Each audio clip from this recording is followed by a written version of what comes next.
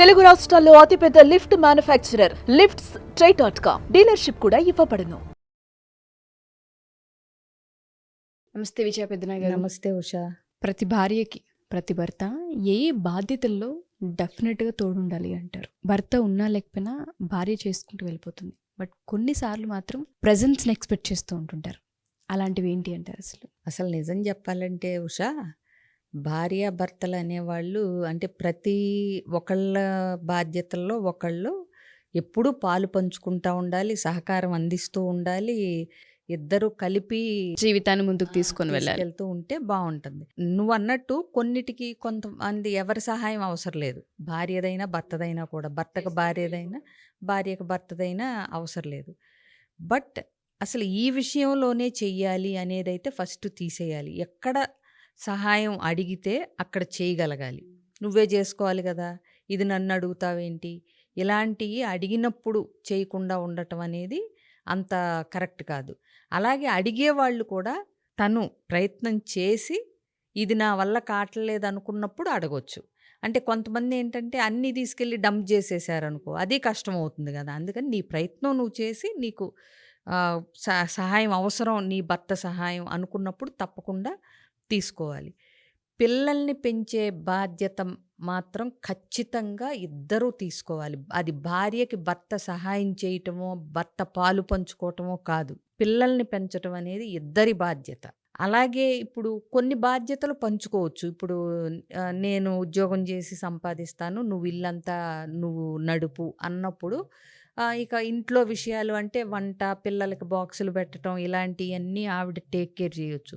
ఒకవేళ ఇద్దరూ గనక ఉద్యోగం చేస్తుంటే భర్త వాటిల్లో కూడా భార్యకి సహాయం చేయాల్సిన అవసరం ఉంటుంది. ఇప్పుడు ఇండియాలో అనుకో, పని చేయటానికి మనకి ఎవరొకళ్ళ సహాయం, హెల్ప్ దొరుకుతుంది డబ్బులు ఇస్తే గనక, అవునా?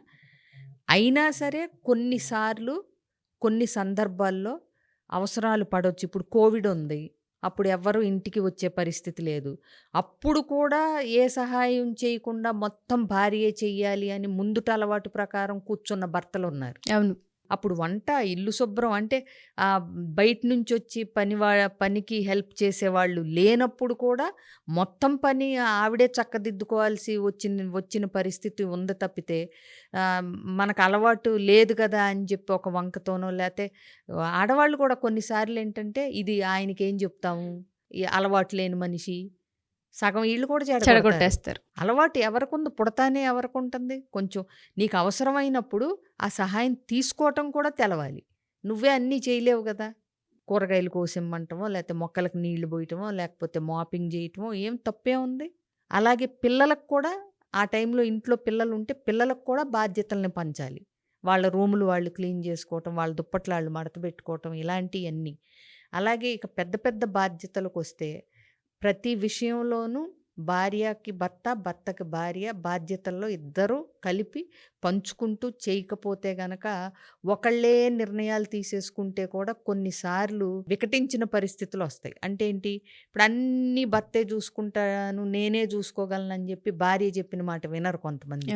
పిల్లలకి పెళ్ళిళ్ళు చేయాల్సి వచ్చిన సందర్భంలో కానీ, ఈ మ్యాచో ఆ మ్యాచో ఇలా అంటున్నప్పుడు కానీ వాళ్ళకి నచ్చిందే చేయాలనుకుంటారు తప్పితే యువతల భార్య కొన్ని గమనించి అవి చెప్తున్నప్పుడు వాటిని పట్టించుకోరు కొంతమంది. అలాగే భార్యలు కూడా ఉంటారు, వాళ్ళు చెప్పిందే వాళ్ళు చేసేదే, ఇది అవతల వ్యక్తి చెప్పేది అంత వినిపించుకోకుండా ఉండే మనస్తత్వం ఉన్నప్పుడు అవి ఎక్కడో ఒక దగ్గర ఎదురు దెబ్బల కింద తగులుతూ ఉంటాయి. అందుకని ఒకళ్ళు ఎందుకు ఈ పని చేద్దామన్నారు, ఇంకొకళ్ళకి అందులో ఏమి అభ్యంతరాలు ఎందుకు కనిపిస్తున్నాయి అనేది ఖచ్చితంగా ఒకళ్ళొకళ్ళు సంప్రదించుకుని, ఓహో నీకు ఇందుకని ఇది నచ్చలేదన్నమాట, ఓహో నువ్వు ఇందుకని ఇది వద్దంటున్నావు అనమాట అనేది వాళ్ళు తర్జన భర్జన ఆ చర్చలు అవి లేకుండా ఒకే డెసిషన్ అన్నట్టు ఇప్పుడు చూడు, ఒకే సందర్భాన్ని ఇద్దరు చూసినప్పుడు రెండు రకాల ఆలోచనలు వస్తాయి. అవును. ఆ రెండు పంచుకుని ఏ ఆలోచన బెటరు అనేది ఇద్దరు గమనించుకుని ముందుకెళ్ళినప్పుడు, అంటే చిన్నప్పటి నుంచి పిల్లలు పుట్టినప్పటి నుంచి పెళ్ళైన తర్వాత మొదలు పెడితే ఏ స్కూల్ అనే దగ్గర మొదలవుతుంది. ఏ స్కూలు బాగా చెప్పే స్కూలు, అని ఇది నేను అని భర్త అంటాడు. ఓకే. బాగా చెప్తూ కూడా అందులో మరీ ఎక్కువ ఫీజులున్నాయి. ఇదే లెవెల్‌లో బాగా చెప్తూ తక్కువ ఫీజులున్న దీనికంటే తక్కువ ఫీజున్న స్కూల్ బెటర్ గదా! అని రెండో వాళ్ళు సలహా ఇచ్చినప్పుడు అది వినిపించుకునేంత మంచి పాయింటా కాదా? అవును. ఇట్లాగే ప్రతి విషయంలో కూడా భార్య ఏదన్నా అంటే ఉద్యోగం చేస్తూ ఉన్నప్పుడు ఇంటి బాధ్యతలు కూడా భర్త కూడా పాలు పంచుకోవాల్సిన అవసరం ఉంటుంది. కొంతమంది బిజినెస్‌ల్లోనో లేకపోతే ఉద్యోగాల్లోనో బాగా బిజీగా ఉండి పిల్లల స్కూళ్ళు ఏం చదువుతున్నారు, ఎలా చదువుతున్నారు, మార్కులు ఎన్నొస్తున్నాయి, లేతే అసలు ఏ విధంగా వాళ్ళు అంటే పెరుగుతున్నారు, ఏ స్వభావం వాళ్ళు అలవరుచుకుంటున్నారు అనేది దృష్టి పెట్టకుండా అన్నీ భార్య మీద వదిలేసి అంటే మేము బిజీ కష్టపడుతున్నాం, డబ్బులు తెస్తున్నాం, మిగతాది మొత్తం పిల్లల్ని అన్నీ భార్యే చూసుకోవాలి, భార్యే అని చెప్పి వాళ్ళు ఏదైనా సరే పిల్లలు నచ్చని పనులు చేసినప్పుడు నీ పెంపకం ఎలా ఉంది? అవును. ఏం చేస్తున్నావు? చూసుకోవాలి గదా! సో, చూసుకోవాలంటే మరి తండ్రిగా నువ్వు చేయాల్సినవి ఉన్నాయి గదా! అవి చేయకుండా అన్నీ తల్లి మీద వదిలితే తల్లిని వాళ్ళు పిల్లలు అంటే రోజు ఉండే ఇంటరాక్షన్స్‌తో తల్లి చెప్పిన దాన్ని తేలిగ్గా తీసుకోవటమో, తల్లిది అంటే చనువుతో వినిపించుకోకపోవటమో చేస్తారు టీనేజ్‌లొచ్చేసరికి. మరి తండ్రిగా నీ బాధ్యతేంటి? చాలా ఇళ్లల్లో ఇప్పుడు చూస్తుంటే తండ్రి కూడా పిల్లలు ఏం చదువుతున్నారు, ఎలా చదువుతున్నారు అని పట్టించుకున్న పిల్లలకి, మొత్తం తల్లి మీదే వదిలేసిన పిల్లలకి తేడాలు కనిపిస్తున్నాయి. అందుకే ఇప్పుడు పేరెంటింగ్‌లో ఈక్వల్ రెస్పాన్సిబిలిటీ తల్లి, తండ్రిది ఇద్దరిది. సో, పిల్లల పెంపకంలో మాత్రం ఖచ్చితంగా భర్త బాధ్యత తీసుకోవాలి. ఇది మెయిన్. ఎందుకంటే వీళ్ళ జీవితమే పిల్లల చుట్టూ పెనవేసుకుంటారు. అవునా? సో, అలాంటి విషయాల్లో. అట్లాగే భార్య, భర్తలు ఇద్దరూ ఒకళ్ళ అంటే ఆరోగ్యం పట్ల ఇంకొకళ్ళు బాధ్యత వహించాలి. అంటే ఒకళ్ళు ఏదన్నా ఉన్నా అబ్బా! ఏం వెళ్తాంలే, ఏం చూసుకుంటాంలే, మందులేసుకోవటం మర్చిపోతా ఉంటారు. హాస్పిటల్‌కి ఎళ్ళటానికి బద్ధకిస్తూ ఉంటారు. అలాంటప్పుడు ఇంకొకళ్ళు ఖచ్చితంగా ఆ రెస్పాన్సిబిలిటీ తీసుకొని ఎలా ఉంది అవతల పార్ట్నర్ ఆరోగ్యం అనేది ఖచ్చితంగా శ్రద్ధ పెట్టాలి. ఇది పెట్టకపోతే వాళ్ళ తప్పవుతుందని కాదు గానీ, వాళ్ళు కూడా కొంతమంది చాలా తేలిగ్గా హ్మ్. తీసేసుకుంటారు. అంటే నొప్పొస్తుంది. అబ్బా! ఏం వెళ్తాంలే ఇప్పుడు డాక్టర్ దగ్గరికి 4 రోజుల్లో ఇదే తగ్గిపోతుంది అలా. మరి ఏమవుతుందనేది కొంచెం చూసుకుంటూ ఇద్దరు ఒకళ్ళ పట్ల ఒకళ్ళు ఎస్పెషలీ కొంచెం పెద్దవాళ్ళు అయిపోయిన తర్వాత ఇవి అంటే వయసులో ఉన్నప్పుడు, ఆరోగ్యంగా ఉన్నప్పుడు ఇవి పెద్ద మ్యాటర్ అవ్వదు.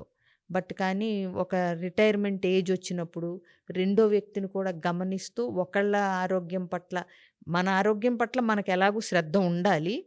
అవతల వ్యక్తిని బ్లేమ్ చేయకూడదు. కానీ ఆహ్, భార్య, భర్త కూడా కాస్త చూసుకుంటూ హ్మ్. ఏమవుతుంది? రోజు ఇలా ఉండే మనిషి వాళ్ళిలా ఎందుకుంది? కొంతమంది రోజు చలాకీగా ఉండే మనిషి పడుకున్నా పెద్ద పట్టించుకోరు. అవును. అంటే ఎందుకు పడుకుంది? రోజు ఇలా ఉండదు గదా! అనే ఆలోచన ఉండాలి. నువ్వు చెప్పలేదు గదా! అంటారు కరెక్టే. కానీ చెప్పకపోయినా రోజు గలగలా మాట్లాడుతా తిరిగే మనిషి ఇవాళ కామ్‌గా పడుకుంది అంటే ఏదో బావున్నట్టే గదా! అది అంటే కాస్త ఆ బాధ్యత, ఆ కన్సర్న్ ఖచ్చితంగా ఇద్దరికీ ఒకళ్ళ మీద ఒకళ్ళకుండాలి. అలాగే ఫైనాన్షియల్ మ్యాటర్స్‌లో కొన్నిసార్లు వాళ్ళకి అవసరాలు ఉన్నప్పుడు పట్టించుకోరు కొంతమంది. నీకిప్పుడు అదేమంత విషయమా? ఇదేమంత విషయమా? అంటారు. అలా గాకుండా ఫైనాన్షియల్‌గా కూడా భార్య ఒకవేళ ఉద్యోగం చేయటం గాని, సంపాదన గాని లేకపోతే గనక ఆవిడ అవసరాలను కూడా దృష్టిలో పెట్టుకునే బాధ్యత కొంచెం తీసుకుంటే బావుంటుంది. అందరూ అన్ని రకాలుగా ఉండలేరు. కొంతమందికి అడగటానికి మొహమాటం ఎంత భర్త అయినా సరే. అవునా? సో, ఇచ్చిన డబ్బులు అయిపోయిన తర్వాత మళ్ళీ అడగాలంటే కొంతమందికి. కొంతమందేమో ఇచ్చిన డబ్బులు దుబారా జేసేసి మళ్ళీ పోట్లాడి మరీ తీసుకుంటారు. అందుకని రకరకాలు ఉంటారు. సో, మీ భార్య మనస్తత్వం ఎలాంటిది? మీ భర్త మనస్తత్వం ఎలాంటిది? అనేది చూసి తన దగ్గర ఉన్నాయో లేదో అడగాలంటే అభిమాన పడుతుంది, మొహమాట పడుతుంది.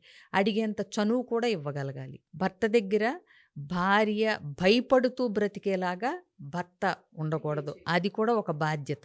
ఏ సమస్య ఉన్నా నీ దగ్గరికి వచ్చి చెప్పుకుంటే నువ్వు వింటావు అనే నమ్మకాన్ని ఒక భర్త భార్యకి కలిగించగలగాలి. లేకపోతే ఏమవుతుందంటే అన్నీ ఆవిడ తనలో తను పెట్టేసుకుని చెప్పటానికి భయపడిపోయి ఇవన్నీ అయినప్పుడు ఓవరాల్గా కుటుంబానికి అనర్థాలు జరుగుతాయి. చెప్పట్లేదనుకోండి అంటే ఏదో దాచిపెడుతుంది. దాచిపెట్టడం వల్ల అనర్థాలు ఉంటాయి కదా. ఎందుకు చెప్పలేకపోయింది? నువ్వంటే భయం వల్ల. ఆ భయం అనేది ఉండకూడదు. భార్యకి భర్త పట్ల గౌరవం ఉండేలాగా ఉండాలి కానీ భయం ఉండేలాగా భర్త బిహేవియర్ ఉండకూడదు. ఒక రకంగా చెప్పాలంటే ఒకళ్ళ బాధ్యత ఒకళ్ళది. హోలిస్టిక్గా ఉండాలి తప్పితే నువ్వే ఈ చేయాలి అన్నట్టు పనులు భాగం పంచుకోవటం వేరు. నువ్వు ఇల్లు, నేను ఆఫీసు, డబ్బులు అని. బట్ దానిలో కూడా సహాయ సహకారాలు ఉండాలి. ఇంకా పూర్తిగా వదిలేసినట్టు కాదు. సపోజ్ భర్తకి ఏదన్నా అనారోగ్యంతో ఉద్యోగం పోయిందనుకోండి, భార్యకు ఆ కేపబిలిటీ క్వాలిఫికేషన్స్ ఉంటే ఆవిడ నిలబెట్టిన సంసారాలు ఎన్నో ఉన్నాయి. అవును. అలాగే భార్యకు అనారోగ్యం కానీ ఏదన్నా వస్తే డబ్బుల సంపాదనతో పాటు ఇల్లు బాధ్యత మొత్తం చక్కబెట్టిన భర్తలు ఉన్నారు. అంటే అవసరాన్ని బట్టి భార్యాభర్తలిద్దరూ ఒకళ్ళకొకళ్ళు అన్నట్టుగా ఉండాలి తప్పితే ఇది నీదే, ఇదే నీది, ఇది నాది అని గిరిగీసుకోకూడదు. అది నేను అనేది. Wonderful ma'am. ఎందుకంటే బాధ్యతలు అనేవి ఇద్దరికి ఉంటూ ఉంటాయి. బట్ వాటిని అవసరాన్ని బట్టి ఎలా మోయాలన్నదే ఇంపార్టెంట్. అవును. థ్యాంక్ యూ విజయపెద్దన గారు. Thank you so much.